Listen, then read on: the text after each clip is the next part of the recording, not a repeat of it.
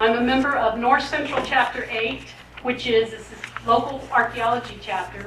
We're part of the Society for Pennsylvania Archaeology. We have an archaeology lab here at Lake William County Historical Society.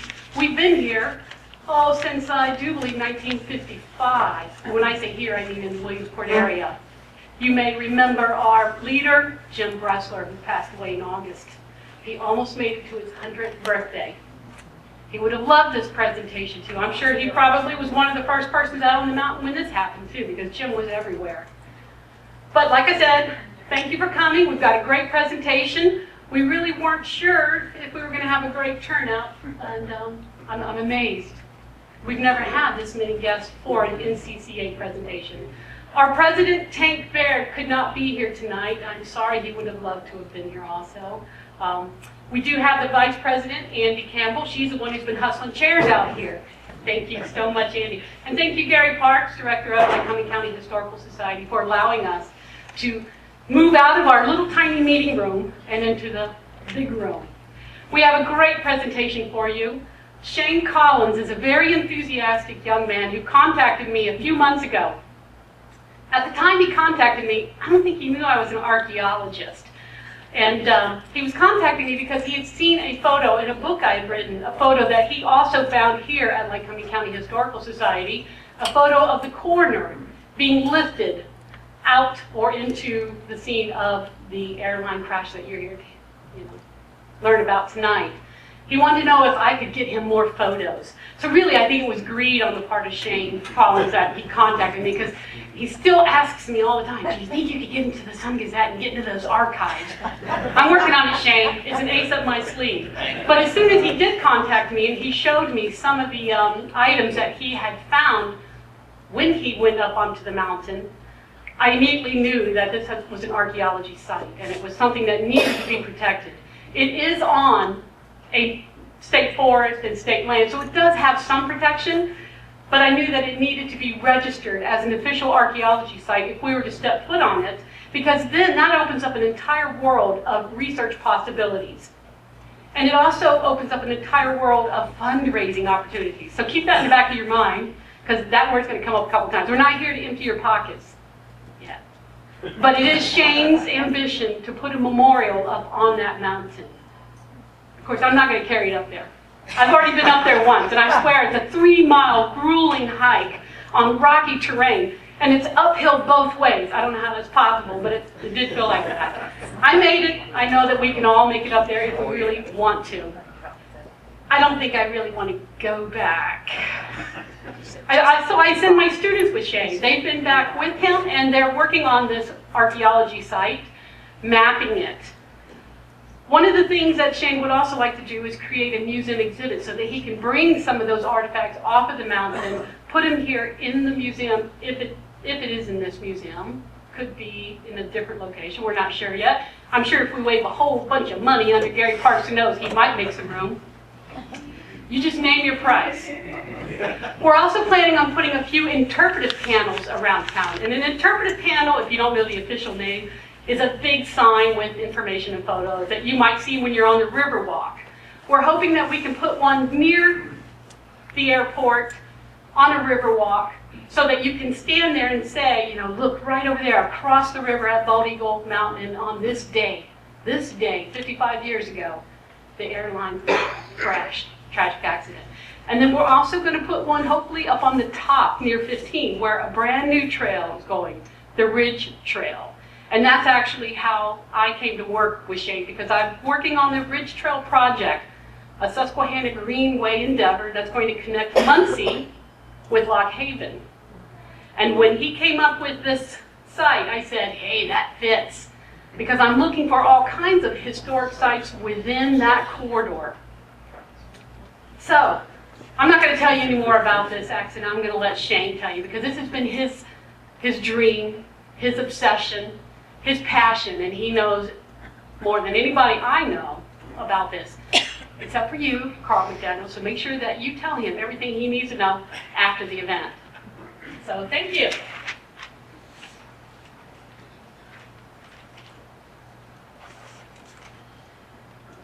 Good evening, everyone. I'm Shane Collins, and and over here I have my cousin Mark Avery. We'd like to start by thanking all of you for being here tonight. It's really great to see this sort of turnout. Tonight's event is sponsored by the North Central Chapter 8 Society for Pennsylvania Archaeology, and I'd like to thank the folks at the Tabor Museum for providing a nice place for us to have this discussion. I'd also like to thank author and historian archaeologist Robin Van Auken for her assistance. In so many directions, it has been invaluable. And lastly, I'd like to make a special acknowledgement and thanks to Jean West and her husband from New Jersey, and William Deary Jr. and his family from Delaware for making this long trek here tonight. Jean's father, Fred Geddes, and William's father, William Sr., were both on board the Allegheny flight that crashed on Bald Eagle Mountain on this date 55 years ago. And that's why we are here tonight, to not only discuss and to commemorate the anniversary of Lycoming County's worst aviation disaster, but more importantly, to honor and pay respect to all of those who lost their lives that day.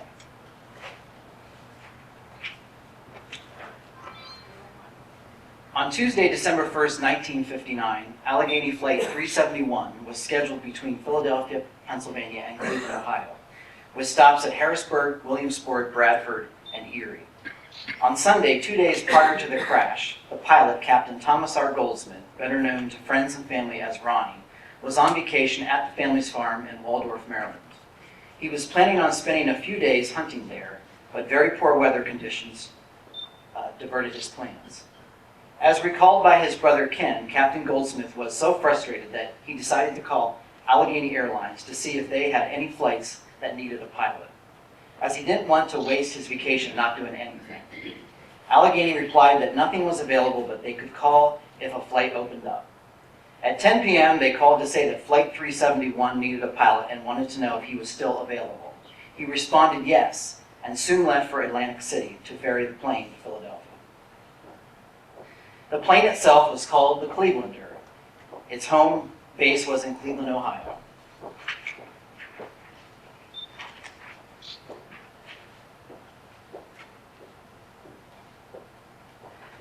Up to this point, Allegheny Airlines was recognized as being one of the safest airlines, had won safety awards since 1950. Its scheduled route was from Philadelphia to Cleveland, also making stops at Harrisburg, Williamsport, Bradford, and Erie. The plane departed Philadelphia at 8:15 a.m. and landed in Harrisburg at 8:51. 4 passengers got off the plane and 5 passengers got on board.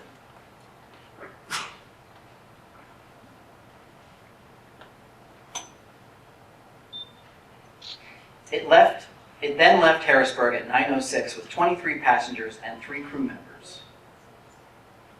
At 9:45, Flight 371 arrived at Williamsport and Captain Goldsmith was cleared for landing on runway 27. The weather conditions, however, were very poor, and a thick cloud layer and snow made visibility virtually nil.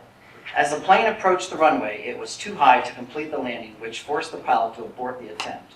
Shrouded in cloud cover, Goldsmith swung the plane to the right, which was north, in order to come back around for a second attempt. The plane was now heading due south and towards the river. As the plane passed high over the airport, it banked slightly to the left, and it's believed at this moment a crew member occupying the jump seat may have kicked the switch that gauges the Fluxgate compass. The Fluxgate compass would have given a false reading to the pilot as he tried to determine where his position was in relation to the airfield. Moments later, Captain Goldsmith realized the plane was headed for Bald Eagle Mountain. To avoid a crash, he banked the plane to the right and applied full power to both engines.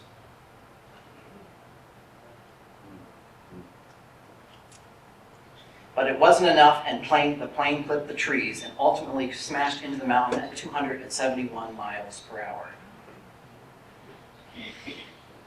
Skidding 300 feet across the rocky terrain, the cockpit and fuselage were ripped apart and flames soon engulfed much of the wreckage.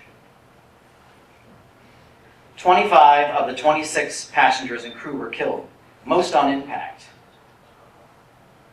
There were 3 initial survivors, but 2 died before rescuers could get them down off the mountain. Louis Mazarazzo was the lone survivor in this crash.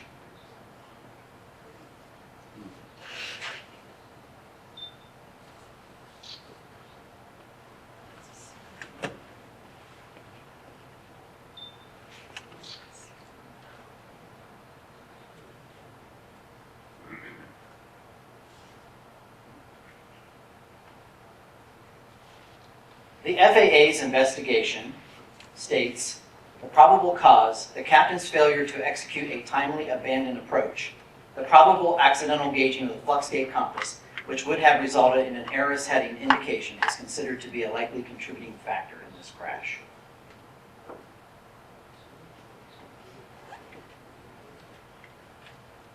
The one thing that my cousin Mark and I would like to add here is that we feel the wording of this official cab report, and I will just jump back to that here briefly, is unfairly lays blame on Captain Goldsmith. And the reason for that is because the weather conditions were very, very bad that day.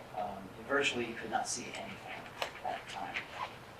Considering that he was flying in thick clouds and snow and being guided by false readings from the flux gate compass, it would seem to us anyways that any pilot flying blind like that would have been in the same predicament. But again, it's just our opinion.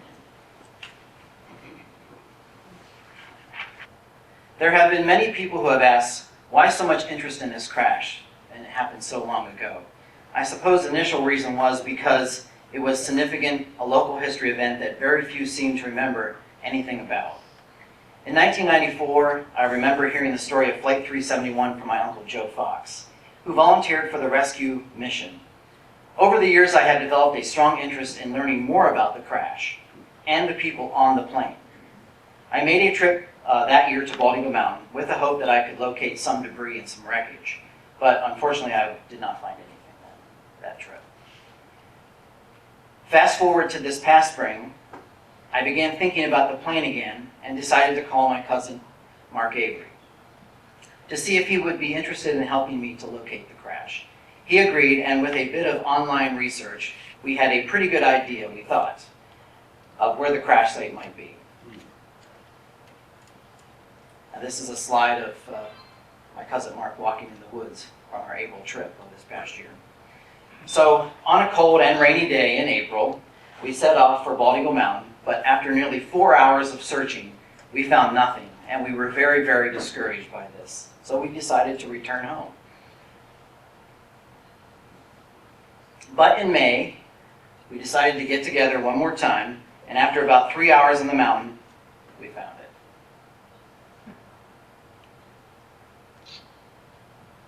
And as it says, many pieces of plane debris and passenger artifacts remain at the crash site today. Mark and I could not believe what we were seeing after 55 years. Very large pieces of wreckage still there. And as you can see by these photos, we soon discovered that there was a whole lot more there as well.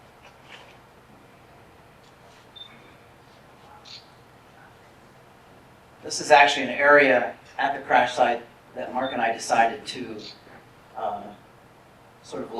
to build and to put all the pieces that we found there in one central location at the actual crash site.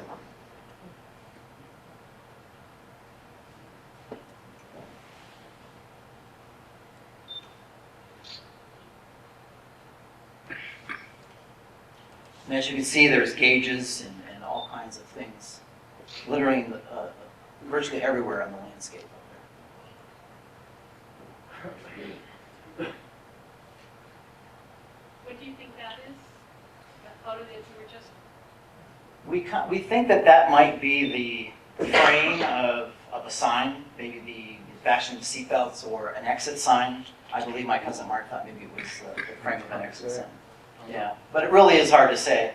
In fact, we found this piece on a recent trip when we were up with Brian and Mark, and it was under a rock. We picked up a rock, and there it was, after all these years.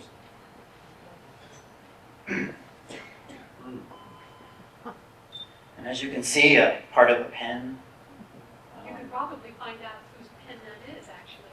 I had thought about that, actually, yes.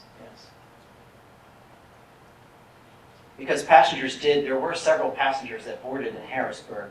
When the plane flew from Philadelphia to Harrisburg, it dropped passengers off, and then people got on at Harrisburg. So you may be able to cross-reference and find out who it belonged to. This piece, actually, I found sometime in the midsummer. It was about 500 feet below where the actual plane had crashed on Bald Eagle Mountain, which I thought was amazing. Just showed the power of the crash that day, how powerful it was when it came in. Even a spark plug. A windshield wiper with the rubber still attached, and amazingly the rubber is still very flexible after all these years, which is amazing. Kind of, everything was sort of protected up there because none of the leaves and ferns for all that time sort of like, not mummified it, but it really protected a lot of that stuff. Right? That's pretty simple. Absolutely. That might be a binder, perhaps a binder of the Perhaps a binder. Interesting piece, part of a speaker, which would have been the intercom system in the passenger part of the plane. There were about 6 that I was able to see photographs of on Martin 202. The Allegheny plane that crashed on Bald Eagle Mountain was a Martin 202. It was built in 1947 at the Martin Corporation in Baltimore, Maryland. The photo on the left is actually an armrest that I found on my second voyage. This was a solo hike that I did not have Mark with me. And then sometime after that, I found this other piece. Again, it was west of the debris field, and it was leaning against a tree. And I couldn't believe how perfect the material was. I mean, it's vinyl, but how it had weathered so well after 55 years of being in the elements. This is another piece that we recently found, part of the cockpit. And if you can see the arrow that I've drawn on the right-hand photograph, we traced it back to the overhead panel on the plane. And that piece had been underneath a fern. A fern had grown over top of it. And we had just kind of pulled back the fern, and there it was. This is a very interesting piece. This is the only spoon that we have found up there at the site. And this was laying between 2 rocks at the surface. And as you can see, it reads Allegheny and then the first several letters of Airlines. So we definitely knew we were at the right site when we found the spoon, when we found this. Someone's alarm clock.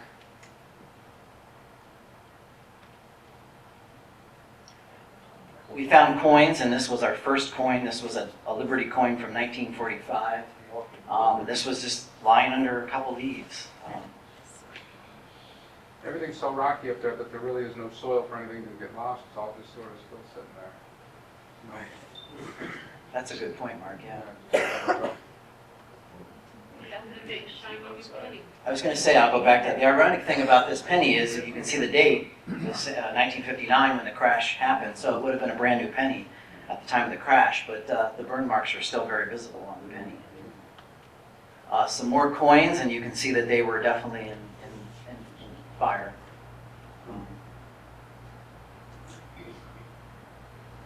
Another piece that we found, it says Allegheny Airlines. We believe it to be a pin, possibly.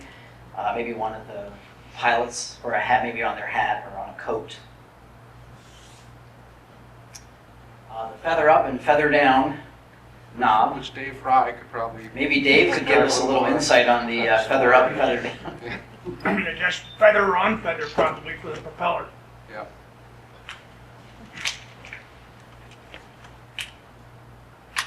And keys. We found several keys while we were there. And a latch of some kind for a luggage strap. Yep, absolutely. Some kind of instrument that the pilots would have used.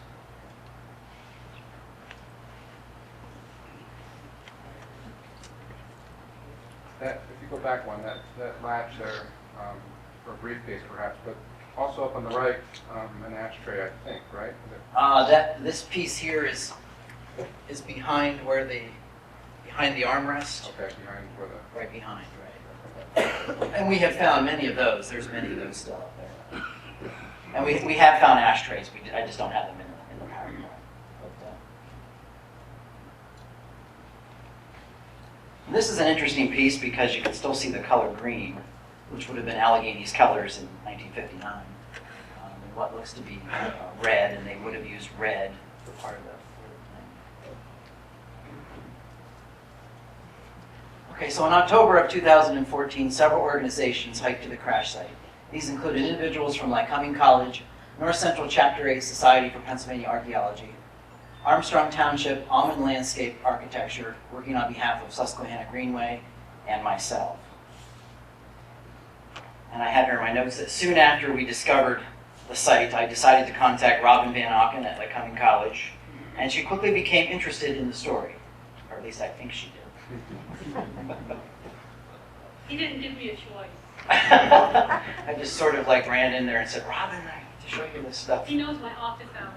A few times I have found myself stalking Robin at the college, but she's been pretty good about this. So. No, I really have not been stalking. With Robin's help, a loose coalition formed. And I'm not going to read this part of my slide because that part is already what I read up here. The group hiked the tortuous path to the crash scene, as Robin indicated earlier, to record the site and initiate the process of protection. Lycoming College's archaeology department, working hand in hand with the North Central Chapter 8 SPA, will oversee site mitigation and has begun mapping the site. And we have actually begun that process. We did that mid-October. We weren't at the site very long, but we did get some measurements, and we mapped where we think the plane came in and landed and eventually crashed.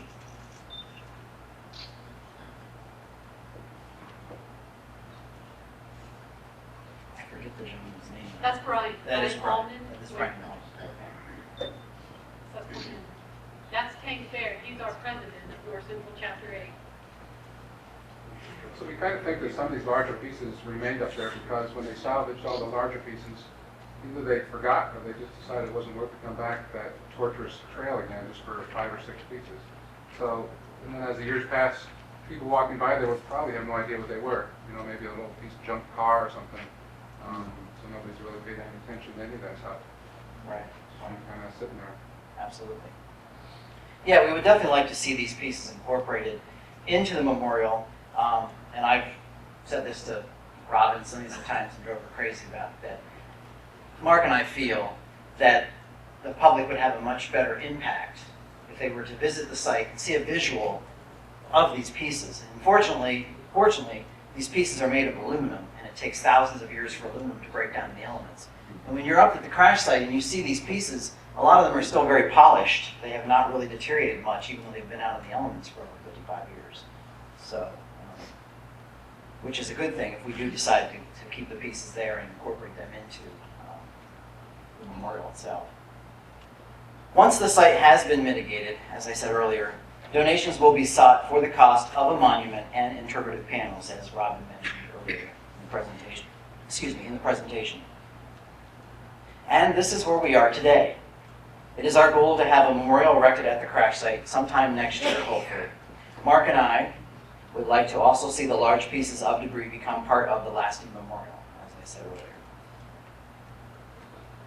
Also, as Robin pointed out earlier, it is our goal to see if the state will allow personal artifacts to be displayed here at the Tabor Museum or some other location in the country, if that's possible, in the county, excuse me.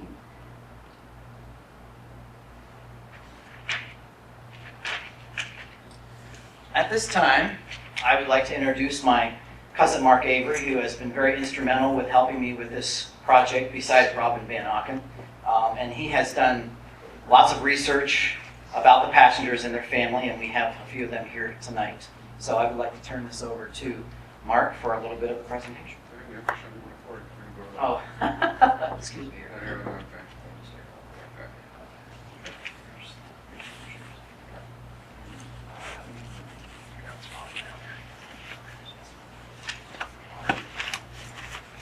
So, what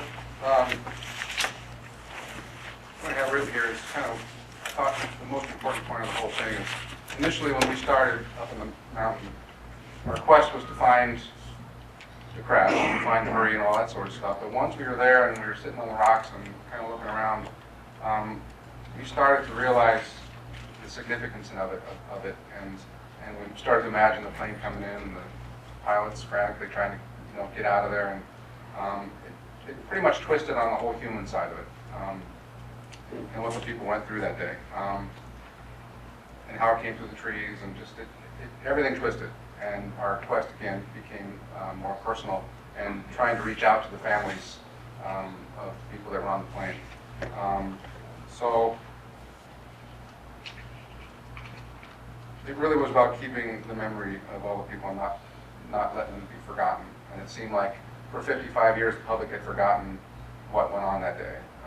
Nobody had been back there, and you do online searches and you just can't seem to find anything about the crash. So that was kind of our new quest. So Shane built the website, and that was great, and we sort of worked that together. And the website, for anybody that hasn't been to it yet, it's www.alleghenyflight371.com, and it's still a work in progress. So there's still more things to add, stories and photos and memories and that sort of thing.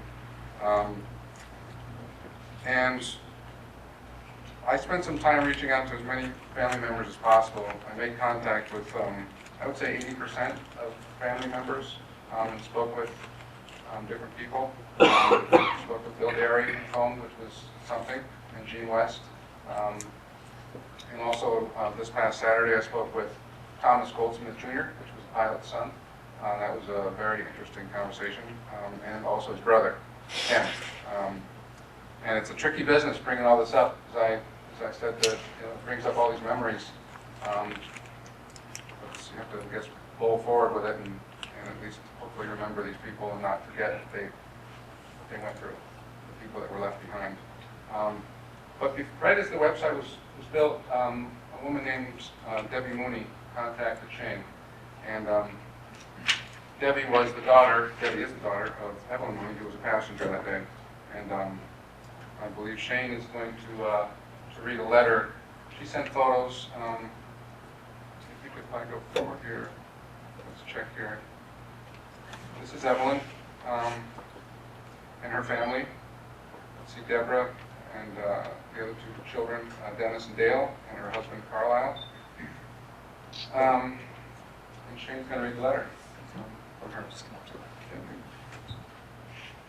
Debbie was one of the first, well, she was the first family member to contact us, and she had gone to our website and found our contact information and sent me an email. And her and I spoke back and forth a few times, and I asked her if she could present us with some information that I would like to share at the presentation, and she said absolutely. So she shared these photographs with Mark and I, and she wrote this letter, and she wanted me to read this to all of you tonight.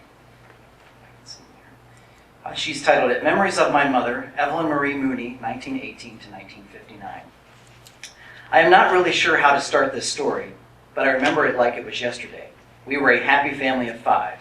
I was 9 years old, my sister was 7, and my brother was 17, a senior in high school. I remember it very clearly. I was staying at my grandmother's when I got the phone call from my mother, telling me that she was leaving town to attend her aunt's funeral in Harrisburg. Little did I know that that would be the very last time I would ever speak to her. She told me, I love you, and we hung up. Those were the last words to me. A couple of days later, we got the awful news of the plane crash, changing our lives forever. We were devastated. My mom was a young, vibrant, classy woman. She loved dressing up, wearing her matching jewelry, her wing-tipped heels, and driving her bright red Buick convertible, which we all loved. She was very outgoing. She was loved by all who knew her. My mom and dad belonged to a card club, enjoyed going dancing and spending time with friends and family. I always remember her hearty laugh, the singing and the humming.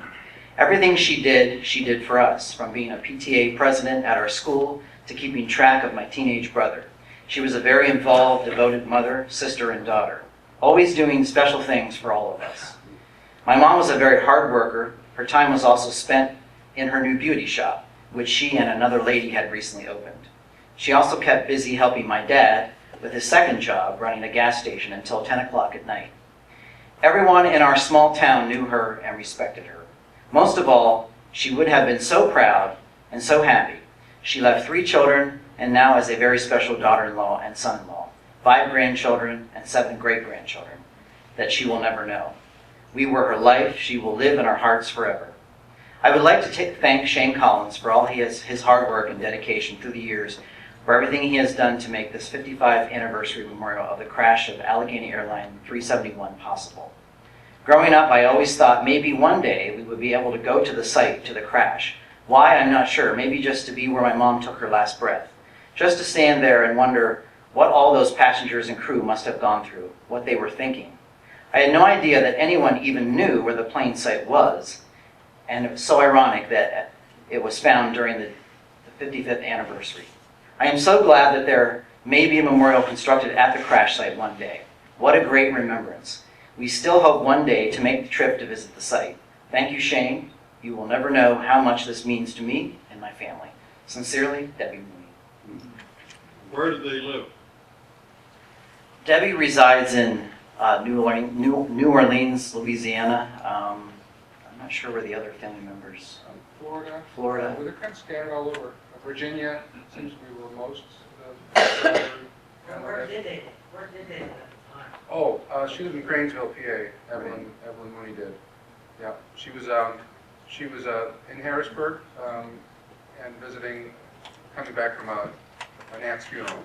So she was flying home back up to Erie. That's sort of where Cranesville is. Yeah. So I guess I kind of got a point here. I mean, we're talking a lot about the debris and all these items and all that, but really, when you start talking about this kind of stuff, that's really why we're here.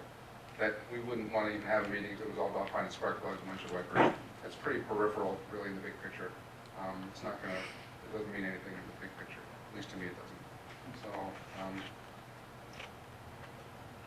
this moves us to Fred Geddes. Gene West is here.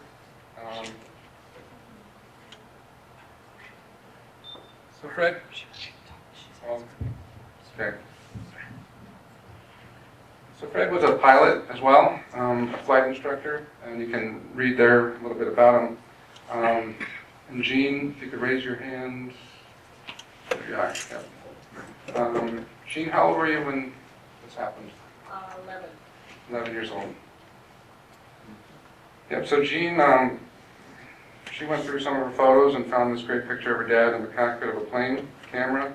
And then there's a picture of them together. Now, where was that taken, that photo? We were on a cruise going to Nassau. Okay. And then this business card there. And this one here is pretty fascinating. This is the actual, I'll let Jean explain what this is. If you don't mind, Jean. It looks like a receipt for his airline ticket. Yeah, it's the actual receipt for this day, December 1st, 1959 is written on it. And you can see Flight 371 just barely make it out. So this was his receipt, and I would imagine there aren't too many like this left. It's quite a find there. The next person I'd like to talk about is William Thomas Derry Sr., who's from Pottstown, and his son Bill Jr. is here. Bill, if you could sort of raise your hand so people can see you. Appreciate you coming out, his family.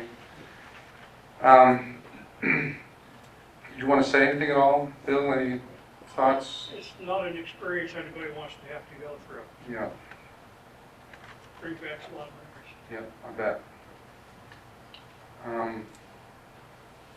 So they drove in from Delaware, is it? From Delaware. Yeah. Their son, daughter, and my partner are here. William III, he's got, could you explain what you do? Because you might come up this spring to maybe survey the site a little bit. I'm a land surveyor and an aerial mapper, and I offer what I do to them any way I can help. Yeah.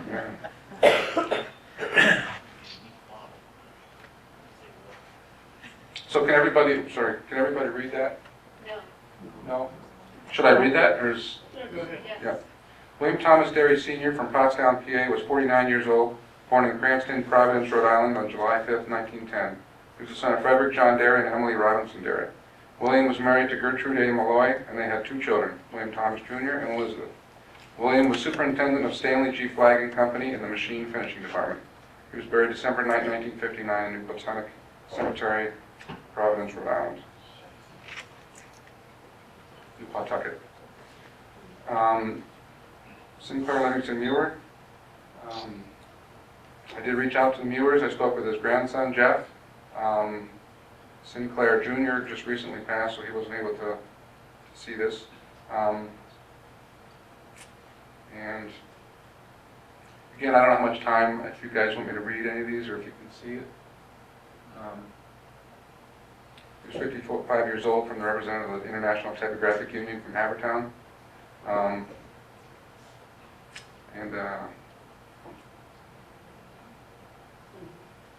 see if this, it's his son George there in front of that car. And George is still living. I emailed him, but I didn't hear back from him. In the family shot there. This is pretty amazing. So this is Thomas Goldsmith. His brother Ken provided this picture. He and his sister. He's got 3 siblings, Thomas Goldsmith does. They're all 3 alive, all 90, 91, 93, I believe. They live in Waldorf, Maryland on the old family farm. And they were shocked. They were shocked that I called, to say the least. And they didn't have any photographs of Thomas except for these 2. And they found it. It was in a drawer in the dresser. And so they sent that to me 2 days ago. So that was their wedding day. That's his wife, Edna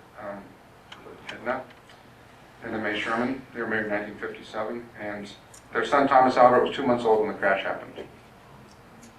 And they were living up in Ohio at this point.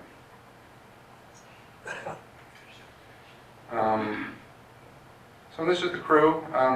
These biographies are on our website, so I'm not going to read them all. But I'm going to read what they were. Again, the pilot was Captain Thomas Ronald Goldsmith. They called him Ronnie.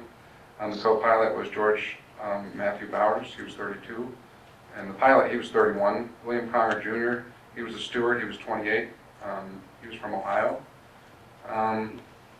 Passengers, Donald Bear was from Los Angeles. He was 43.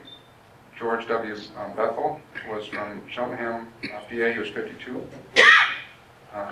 William Dennis was 25 years old. He was from, where was he from? Philadelphia. Yeah, Philly, yeah. Henry Wallace Driggers was from South Carolina. I didn't have any luck tracking down his family. Reverend Theodore Engest was from Erie. He was actually going to see a sick father. Crashed on the way up there. Robert Fenwick was from Paris, France. 50 years old. I tracked down his family, sent them emails, but I didn't hear back from anybody. And they're all in France, so it might have been a language barrier as well. So I don't know, they might have had no idea what I was saying. Yeah, you didn't speak French. Yeah, I got no feedback there. So, Ruth Ferguson, she was born in Canada, and she was from Harrisburg, 48 years old. Couldn't find any relatives of her and Frank. Andrew Guff, the same thing. I couldn't find anything about the family. John Vernon Herman, I spoke with his son, who was a English professor in Alabama. And he didn't get a chance to send any photos or stories, but he was pretty excited that this was going to happen. I'm his daughter. I'm sorry? I'm Johnny's daughter You are? from Baltimore, Maryland. Oh my goodness. I saw it on Facebook. Whoa. I'm so friendly. That's a surprise. What's your first name? Kathleen. Kathleen. John's sister. Wow.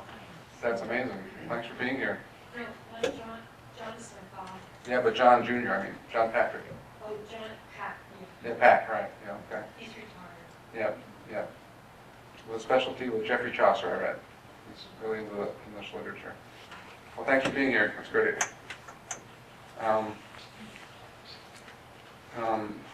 Hayden Jones, I didn't have any luck finding anybody there. Roland Kemble, the same thing. Arthur Levin, very difficult. Nobody I couldn't find. Joseph Mazzaferri, I found some family there. And his widow, I believe, she passed away in '85, but her children are still alive. I didn't hear back from them. Charles Rankin, 26 years old. Henry Snyder, was 51, and didn't have too much luck there either. Jack Spitzer was the, he was the director of sales, was it? Yeah, Yeah, Director of Sales. Sorry, hang on, sorry about that. Yeah, he was the director of sales for Allegheny Airlines. He's got a couple of kids. One is out in Albuquerque, Rick, and another one, Lee, in Virginia. I didn't hear back from them. I emailed them both. Donald Tigert, he just sort of hitched a ride from Philadelphia, we think. I'm not really sure. He wasn't on the manifest. He was a pilot, not for Allegheny Airlines, but he was on the plane as well.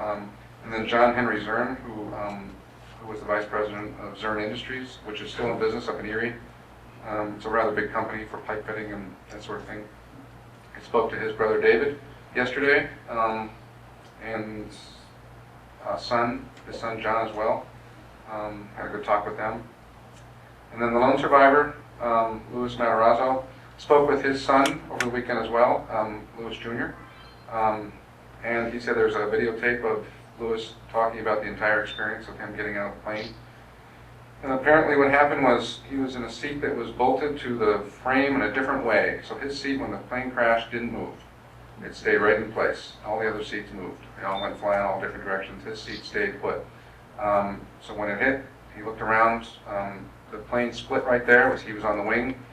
When it split, he realized that he had to get out. Just as he was getting out of that opening, a flame of fire came up. He was blind in one eye from it.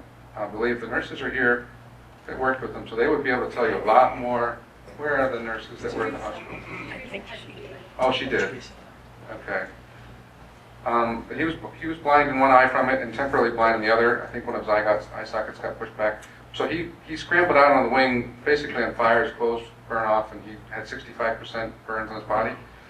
He scrambled onto the wing, and I believe that he. That's the other thing that you thought about too. That when it crashed, think, okay, people are going to be there trying to rescue people, but it was like almost 3 hours before anybody showed up.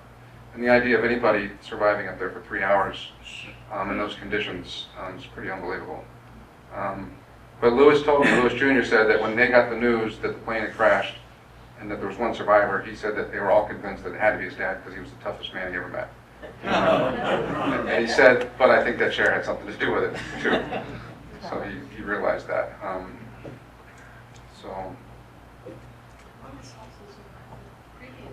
Yeah, there was a story somewhere that he had survived another crash. I don't know many details of that, or any details actually of that. Yeah. When did Louis pass away? He passed away in 1988. Yeah, 88. And there's our website. Anybody that's not seen it yet? Questions and conversation. So, anybody has any more? Did you get to the site with an all-terrain vehicle? Robin, from down below, could you get there with an ATV? Could you use the trail with an ATV? I bet you could. It's pretty close. You could get partway to the side, 500 feet, Yeah, close to it. yeah, pretty close actually. But then you'd have to either hike down or hike up. Do you want to? Are they right there? No. I'll be right back. As I remember, I was lived in Montoursville, and we heard all about it, stuff like that. It was to the east and about level with the top of the rock pile over there, right? The glacier stuff. Yeah, I mean the whole area is a glacial. I mean, there's some big stuff. They used to call it the Wingsport VOR. Okay. Because the rock pile, when you were coming in, I don't know how many pilots, there's quite a few pilots in there, but that's what we call it. But it was east and either level or slightly above it, because for weeks you could see the crash site up there. If you're standing at the airport, if you're at the terminal building, you could walk out to the end of the runway on the east side, and you were facing the mountain. That's where it was, about a third of the way up. Yeah. I think most of the reports say that he was flying at about 450 feet, and that's about the elevation where it hit. Was there any kind of an FAA type investigation at all?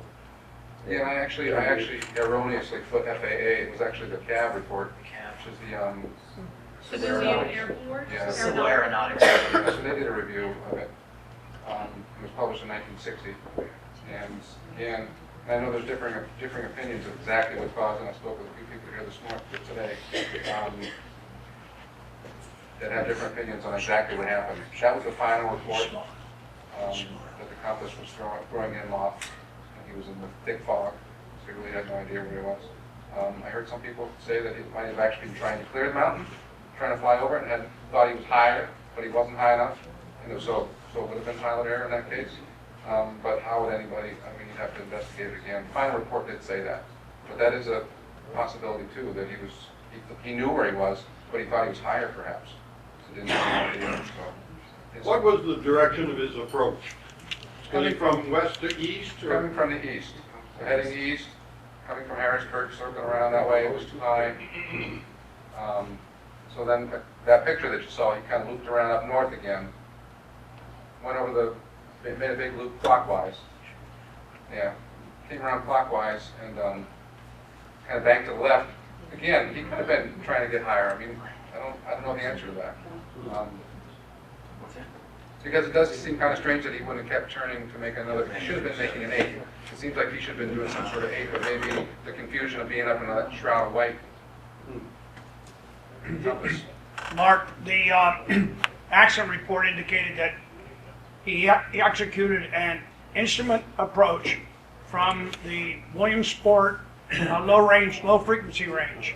That tower is down on Beacon Light Road, south of Pensdale.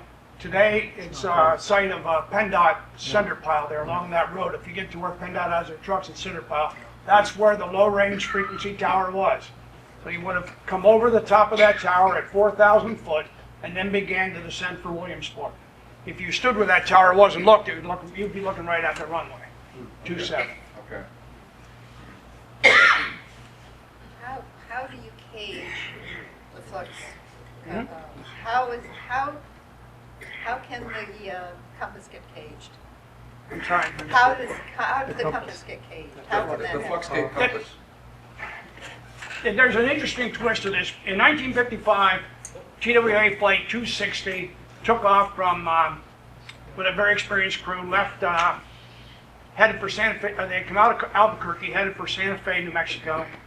And that flight required them at one point to go through the Capitan Mountains or some huge mountain range. They had to bear right on a northeasterly leg for a certain amount of time, then bear left and go on that way. Now it was cloudy and the mountains were hidden in the clouds, but they ran that, in other words, they're going between the mountains, and they've been doing that for a long time.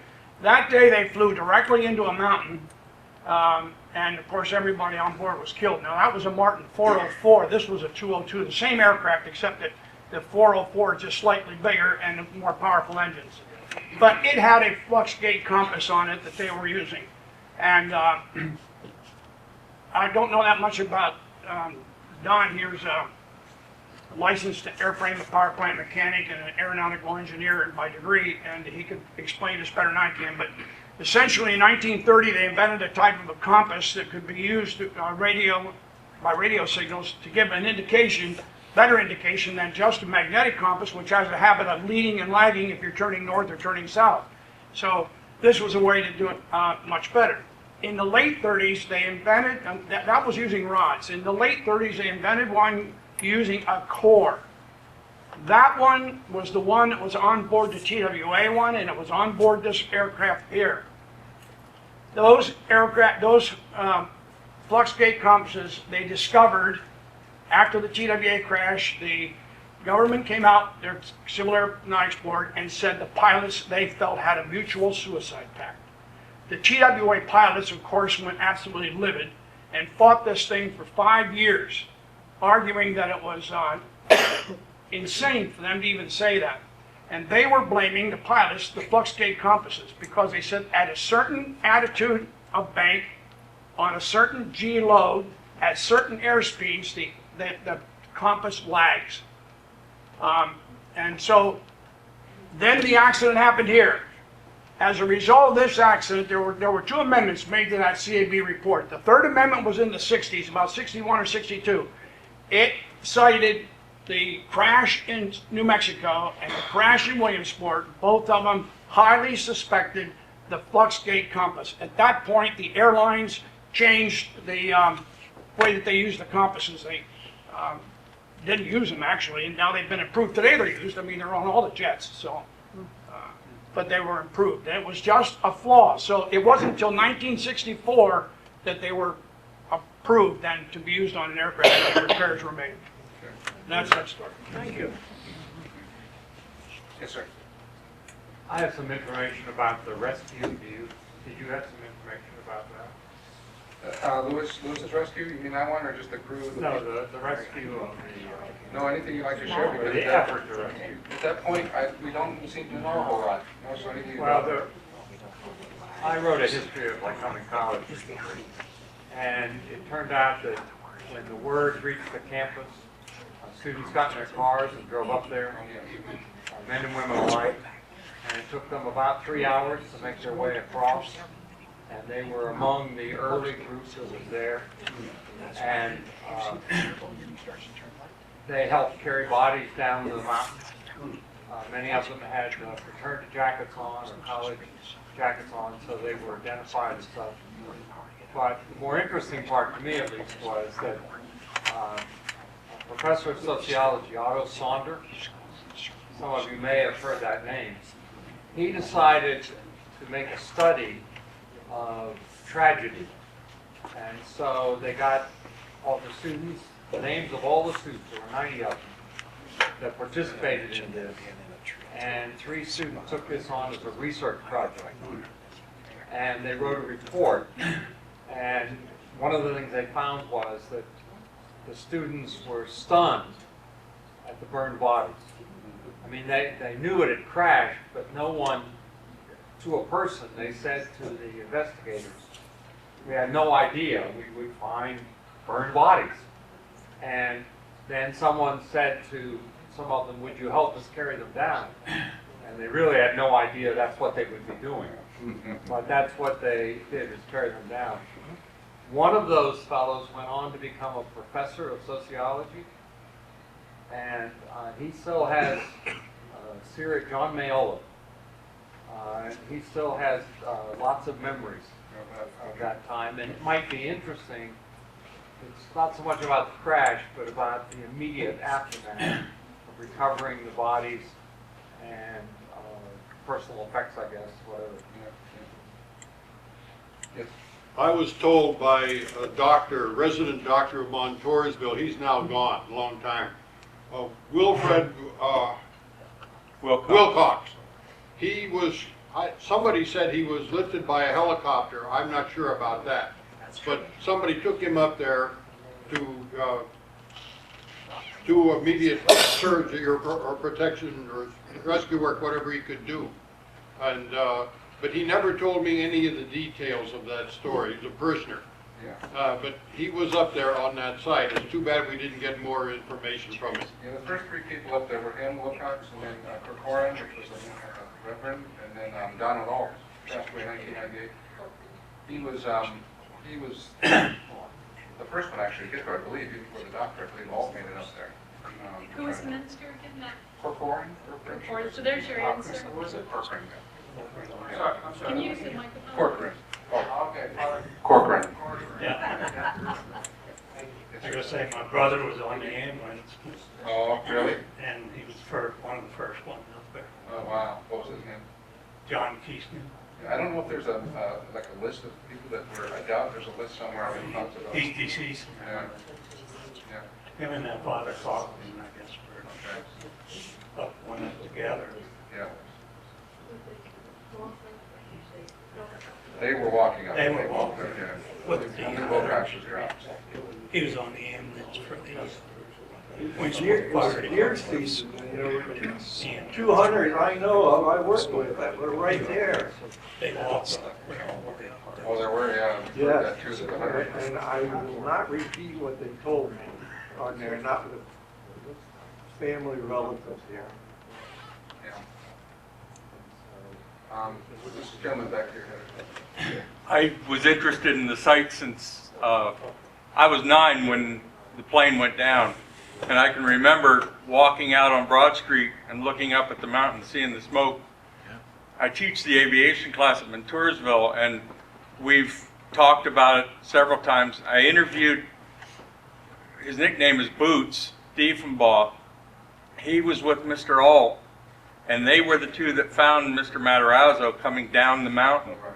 Interestingly enough, they took a separate course to get to the crash site. They were members of Willing Hand Hose at Montoursville and had taken the fireboat down to Kremser's Landing, took the boat across the river, and they were climbing up the mountain and found Mr. Matarazzo coming down the mountain. So they were, Don Alt and Boots Diefenbaugh were the two that found him. Yes, sir. Shorty Durr was the postmaster in Montoursville at the time, and he was airlifted to the site by helicopter, like this man said, to secure the mail. And I think you said there was 400 pounds? Yeah, there were several hundred pounds. I think it was 500 and some pounds of mail. They picked up mail in Harrisburg. And when you go up there today, actually, there's actually clumped together pieces of paper that has to be mail. It's just, Well, I don't know how they were They from couldn't the got it site almost because in front that of the barn. morning it was foggy. I was standing in Montoursville looking at the site, and it was foggy. But I was told Shorty Durr, the postmaster, was my friend, and he was airlifted there by helicopter to secure the that site. makes sense, yeah. There wasn't much left, I don't think. No. And then, I'm sorry. Are you doing anything today to secure the site with all this publicity? Well, not The with, publicity helps to secure the site. yeah. Does it? When you have a public archaeology site, what we do is we enlist all of you to become our eyes and ears. When you hide a site, then the only people who know it exists are the looters who want to go out there and tear it apart. So we at Lycoming College advocate public archaeology. So you all become now avocational archaeologists, and we've enlisted you in our program. And I think part of not just the protection, but to memorialize the site and the passengers, is to talk more with the families, to see actually what the families would like to do and what their ideas. So I'm sure I'll have more conversations with Gene, with Bill, and with others to see maybe what they would like to see up there, or, you know, the final dedication of sorts. Yes. How did you say you could see it from the terminal? From the terminal, Approximately. from the terminal, From the you mean if you were if you were at the terminal now looking up on the hill? Yeah. In 1959, or today? Today.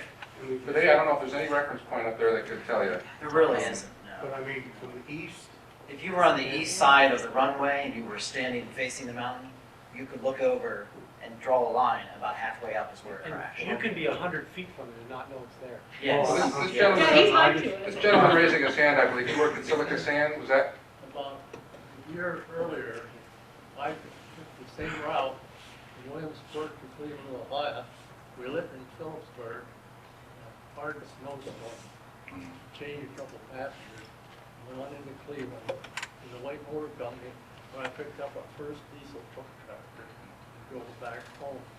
But at the day of the crash, I was down at the Lifetime Silica Sand Company, getting a load of sand. And you can see just a little bit east of the sand plant, about halfway up on the mountain. Yeah, when you're up there today, you sit there, you can hear that sand plant, you can hear it down there, it's right across from us, that's about where it's at. Is that at Snyder's Farm, where the asphalt company is? It's before that, it's west of there still. Yeah. Well, that's one of the reasons why we want to put an interpretive panel on the Riverwalk, so that we can put a directional facsimile of a compass there with the sight line, so you can just look straight up. I don't think we'd ever be able to put anything large enough there for, you know, you to see through the trees. Yeah. So, real steep. We have a 67%.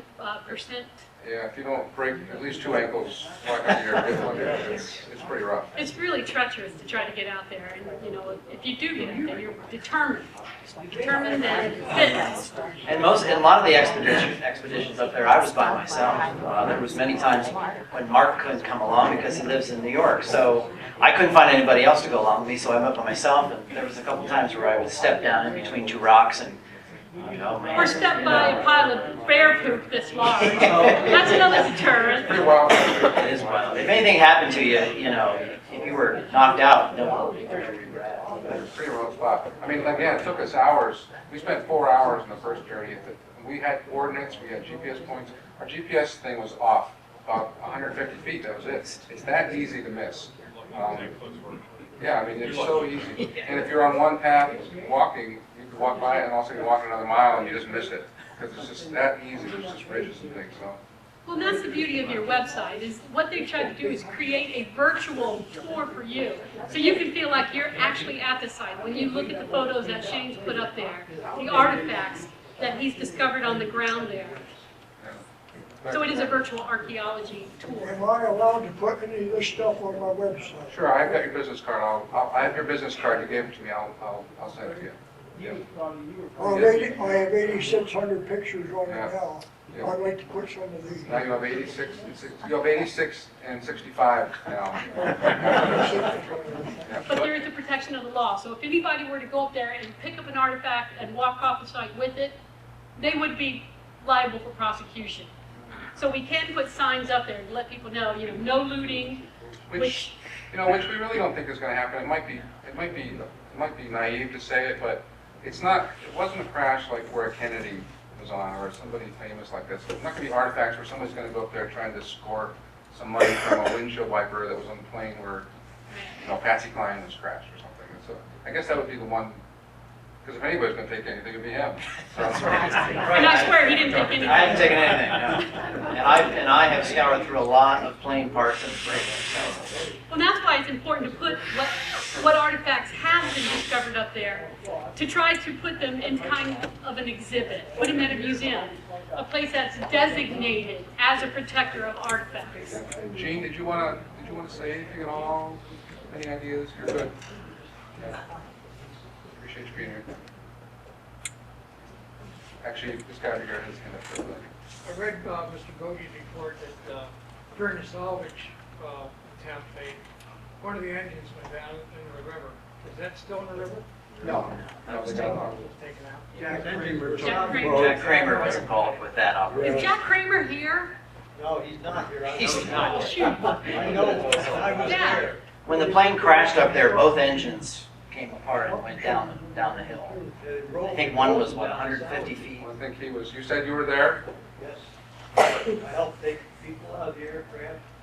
The cockpit was heading west on the mountain. If he'd have been 20 feet higher, he would have cleared it. Yeah, that's what happened. He just clipped those trees, just clipped the top of the tree. That was it. Did you find any rubber tires? It was a tricycle. Did you find any rubber No tires? tires. No tires. Nothing like that.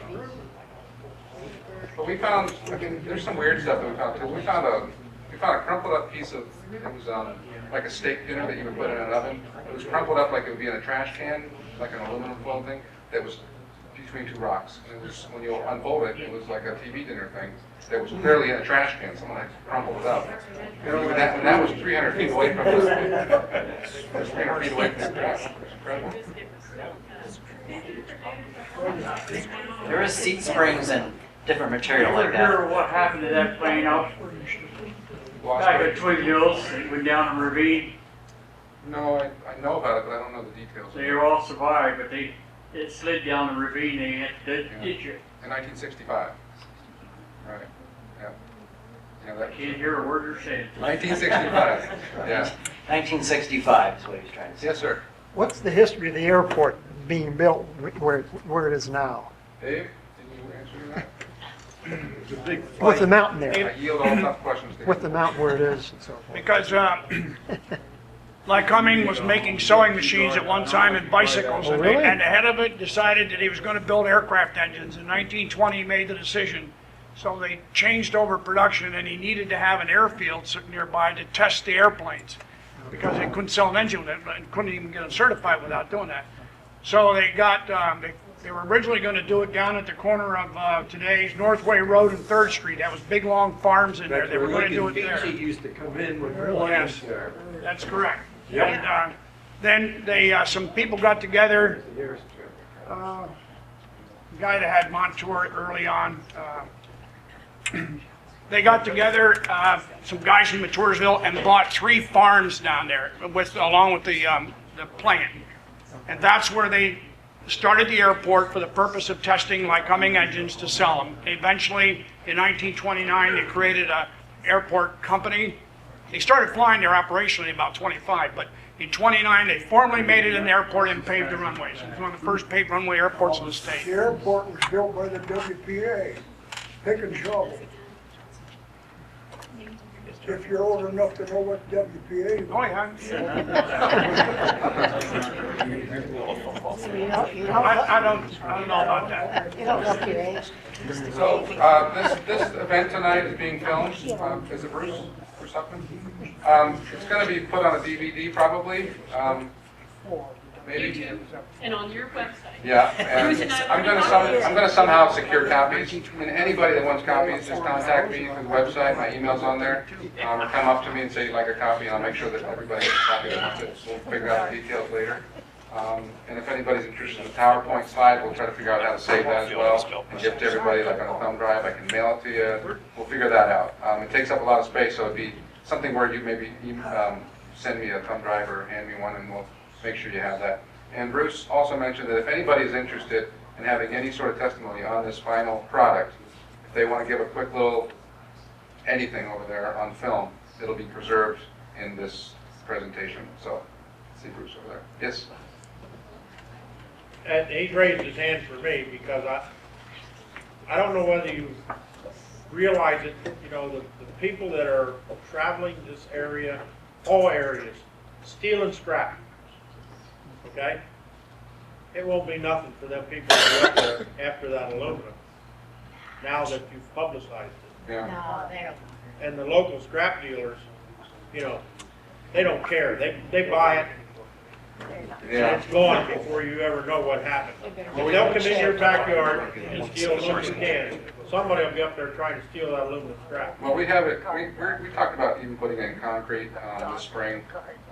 Maybe if what you're saying is true, it won't be there this spring. It might go up there with some logging chains maybe and protect it, I'm not sure, but it would be a pretty tough task to go up there. You'd really earn your money, I think, to drag that out. You can't even move the pieces. I'm sure they could do it, but I'm with you. I mean, anything's possible. But just moving something 5 feet up there You is... showed some real interesting things, especially with those coins. Yeah. You know, people will be up there unearthing everything. Well, the plan is to try to bring some of those things down to a permanent display. So I think that might happen sooner than later. And I think even with you talking... Well, the sooner the better. Yeah, and even with you talking, might motivate me to actually push a little harder for that. And if we didn't say it, the crash is actually in Lock Haven, so... Throw 'em off for a little. It's too late, you put it on the front page of the paper. Can I also, Can I also mention that we've been very careful about giving coordinates to people. We have not, I've had several emails of people saying, hey, can you give me the GPS coordinates? I said, I'm sorry. As much as I'd like to do that, I've got to keep that site protected. So we have not given out that information. And we even had the GPS coordinates and we still had trouble finding the site. So It's amazing how hard it really is. it's very difficult. And for anybody to try to take pieces out of there, good luck is all I have to say. Just steal a car and scrap that. Easier just to steal a car, yeah. But what you say is valid, sir. I'd like to pass this back around. This little notebook that I mentioned earlier. If you have any recollection of the event and would like to talk to us, like how many college students are conducting oral histories with people. So please give us your name and number on here if you haven't already. And just keep passing it around. The more people we hear from, the more of a complete story we can tell. And there's plenty of cookies and cider. There's 4 gallons of that, so... And we do have some clippings in the back. Please be careful with them. They belong to the vendor. Thank you, everyone.